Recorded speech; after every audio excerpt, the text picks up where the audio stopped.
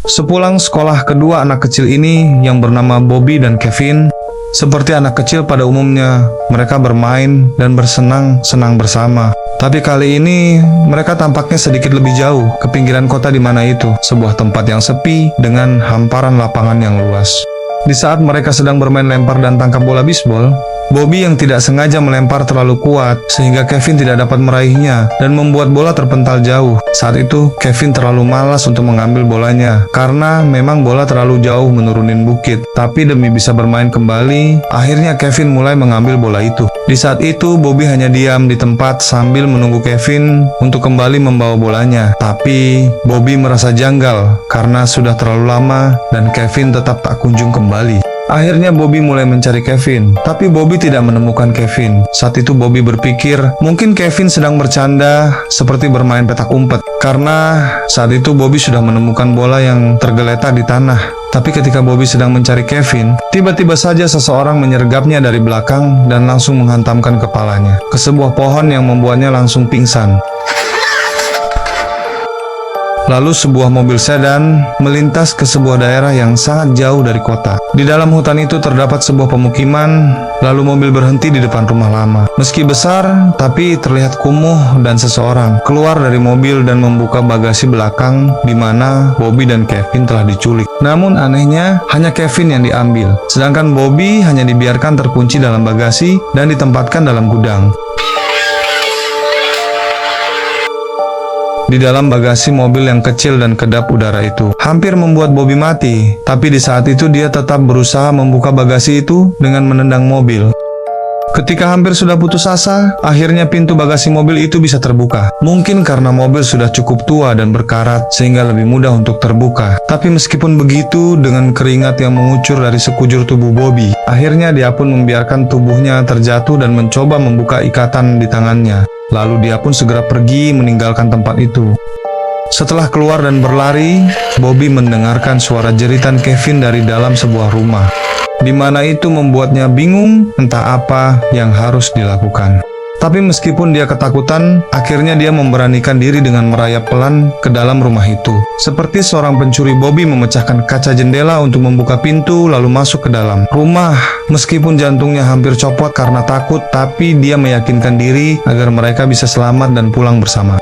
Bobby pun mulai menelusuri setiap ruangan di rumah itu, tapi tidak menemukan Kevin, malah di dalam sebuah ruangan itu dia melihat seseorang sedang minum alkohol. Dia pun memilih bersembunyi karena takut ketahuan. Untungnya saat itu suara dari TV yang rusak membuat langkah Bobby tersamar saat lelaki itu memukul TV. Bobby melanjutkan menelusuri ruangan lagi. Pelan-pelan Bobby melangkah hingga ke ruang tamu. Tapi di saat itu Bobby mengintip dari jendela kaca, ada seseorang yang datang ke rumah itu. Di depan pintu, pria asing itu melihat jam, menunjukkan jam 2 siang. Dan di saat itu, pria yang dilihat Bobby segera keluar dari rumah, dan kedua pria itu pun keluar dengan mobil yang melaju cepat.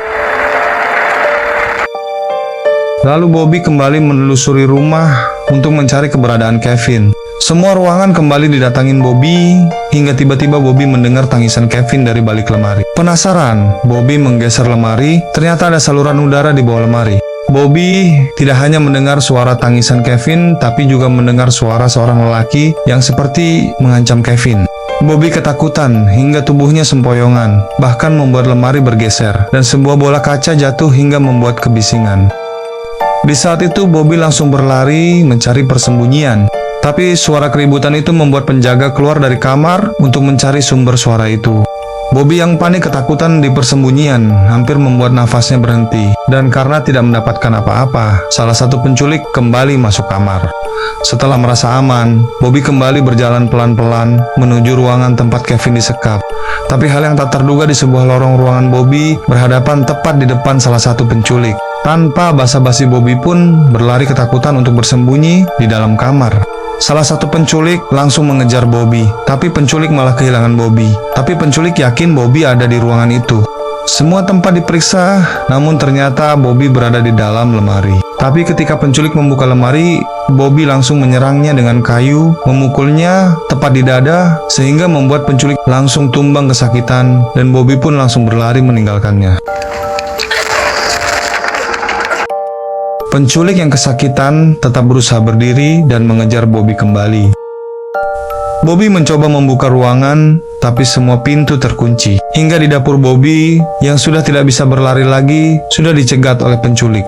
Gak habis pikir, demi bertahan diri, awalnya Bobby menyiram penculik dengan air yang ada di teko. Tapi tidak terjadi apa-apa, malah penculik mengejeknya. Lalu Bobby pun mengambil sebuah pisau dan mencoba mengancam penculik. Tapi penculik mencoba mengambil pisau dari tangan Bobby, membuat tangannya terluka. Bobby yang ketakutan meminta maaf, tapi tetap saja penculik berusaha menangkap Bobby. Di saat itu tiba-tiba penculik terpeleset jatuh akibat licin dari air yang tergenang di lantai sehingga membuat kepala penculik membentur kayu meja yang keras dan membuat kepalanya terluka hingga berdarah.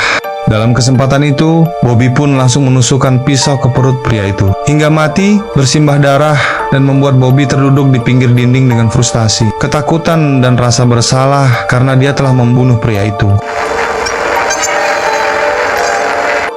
Lalu Bobby kembali ke kamar tempat di mana salah satu penculik yang mati tadi. Tapi kamar itu terkunci dan Bobby pun mengetahui ternyata Kevin disekap di ruangan lain.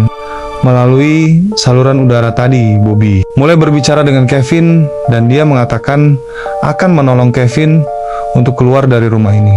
Setelah itu, Bobby kembali ke dapur. Karena takut, Bobby sengaja menutup wajah pria yang mati itu dengan sapu tangan, lalu dia mengambil kunci kamar itu dan membukanya sambil mencari kunci, di mana Bobby sudah melihat ternyata ada sebuah mobil terparkir di depan rumah. Akhirnya, Bobby pun mendapatkan kunci mobil. Lalu, Bobby ke mobil dan menghidupkan mobil. Tapi karena Bobby seorang anak di bawah umur, dia bahkan belum pernah menyetir mobil, sehingga dia sama sekali tidak tahu bagaimana caranya membawa mobil. Dan bukannya mobil bergerak maju, malah sebaliknya, mobil berjalan mundur. Di saat itu Bobby panik, lalu dengan cepat Bobby keluar dari mobil dengan melompat. Mobil itu pun tetap tidak berhenti, dan terus melaju hingga membuat Bobby tidak bisa kabur. Bobby pun kembali ke dalam rumah. Sambil memikirkan cara untuk keluar dari penculikan ini, Bobby pun melihat sebuah telepon dan mulai menggunakan telepon untuk menghubungi keluarganya. Masalahnya telepon itu tidak bisa digunakan. Di saat itu Bobby tidak putus asa dan mencoba mencari cara lain. Lalu jam pun menunjukkan jam 12 malam. Ketika itu, salah satu penculik yang pergi tadi kembali pulang. Bobby pun langsung panik. Tapi di saat yang sama, juga Kevin telah membuka baut, saluran udara, dan mungkin bersiap untuk keluar dari ruangan tempat di mana dia disekap. Kembali ke Bobby yang panik karena takut ketahuan oleh penculik yang masih hidup. Bobby pun mulai menyeret mayat tadi untuk membuatnya ke tempat lain dan segera membersihkan bekas darah yang ada di lantai. Di saat itu salah satu penculik yang sedang turun dari lantai 2 rumah menuju dapur. Bobby pun malah makin panik. Dia pun buru-buru membersihkan sisa darah di lantai. Tapi ketika salah satu penculik sampai ke dapur, ternyata Bobby sudah siap menyelesaikan dan membersihkan dapur itu. Bahkan Bobby juga sudah bersembunyi. Malah dia bersiap-siap dengan memegang pisau. Itu pun kalau sudah ketahuan oleh penculik itu. Di saat itu Bobby juga melihat peluang. Dia melihat 2 kunci yang tergantung dan membuatnya semangat untuk segera keluar dari masalah itu. Dirasa telah aman, Bobby pun segera naik ke lantai atas untuk segera membebaskan Kevin. Dan Bobby pun sampai di sebuah kamar, tapi di saat itu Bobby yang mendengar langkah kaki yang mulai mendekatinya. Dia pun akhirnya bersembunyi di bawah tempat tidur. Dan memang benar, ternyata salah satu penculik itu masuk ke dalam kamar. Lalu, Bobby melihat penculik itu membuka sebuah brankas dan meletakkan sesuatu ke dalamnya. Setelah penculik itu keluar, Bobby pun keluar dari persembunyiannya dan mencoba membuka brankas. Dan dia pun nggak percaya saat itu. Dia menemukan fakta bahwa penculik itu memang bukan penculik biasa dan sangat kejam. Dan membuat merinding ketika Bobby melihat banyak sekali foto-foto anak-anak yang mereka culik dan dibunuh oleh mereka. Di saat yang sama, Bobby pun mendapatkan sebuah kunci dan dia yakin itu adalah kunci tempat Kevin disekap. Lalu dia segera pergi dan tepat di sebuah ruangan. Tapi ternyata pintu tidak bisa dibuka meskipun dia berusaha membuka dengan pisaunya. Malah pisaunya menempel dan nyangkut sehingga dia tidak bisa mencabut pisau itu. Dengan susah payah dia mencabut pisau itu, malah tangannya terluka akibat menarik pisau itu.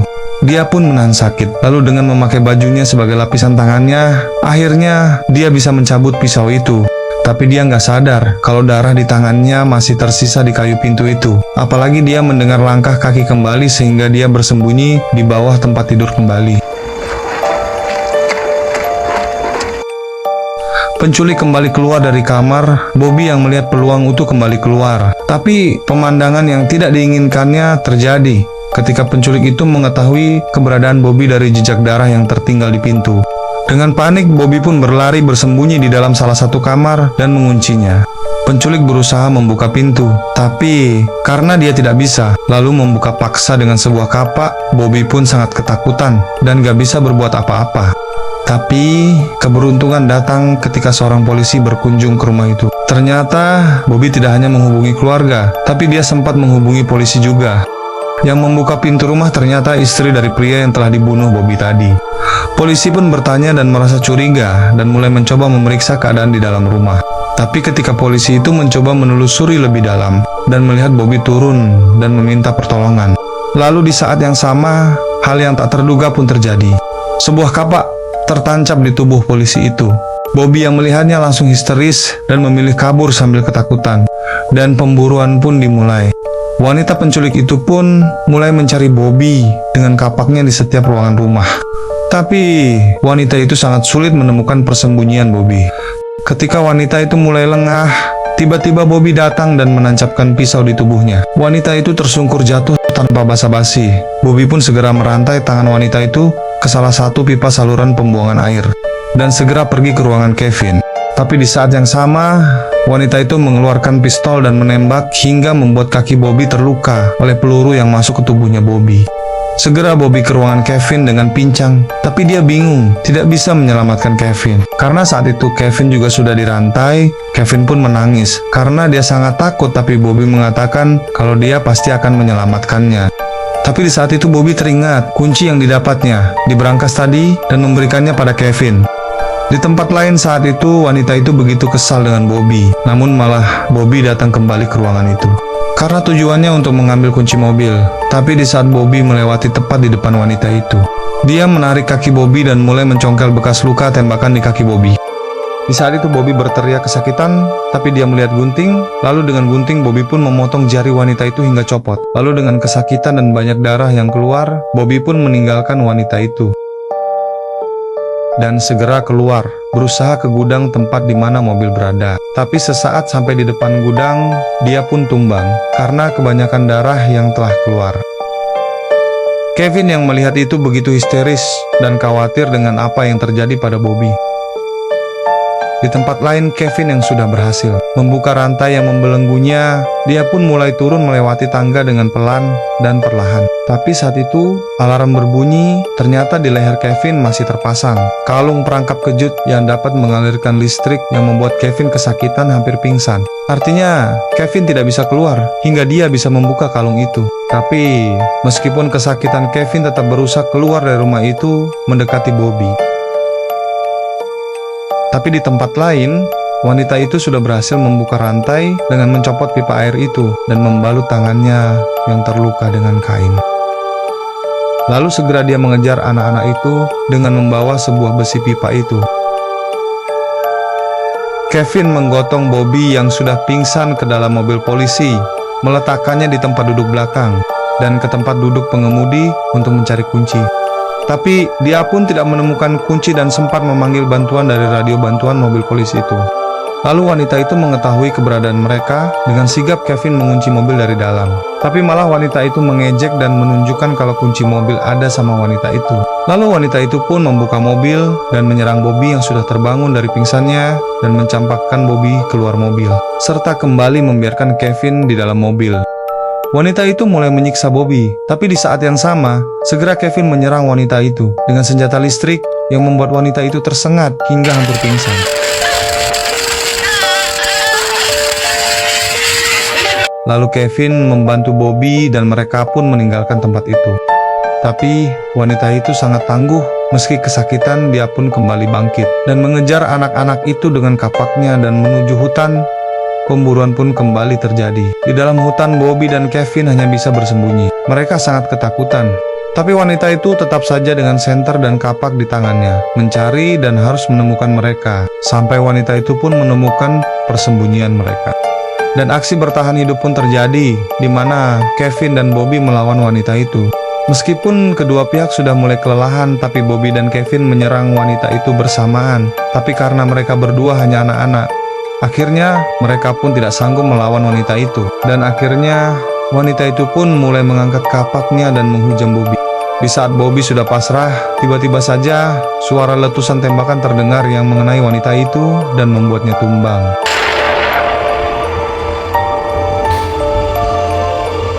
Akhirnya polisi pun tiba, dikarenakan mendengar radio permintaan bantuan yang sudah dilakukan Kevin. Dan kedua anak itu pun selamat dan film pun berakhir. Terima kasih buat kalian yang setia dan menonton hingga akhir. Dan jangan lupa di like dan subscribe ya. Sampai jumpa di video berikutnya.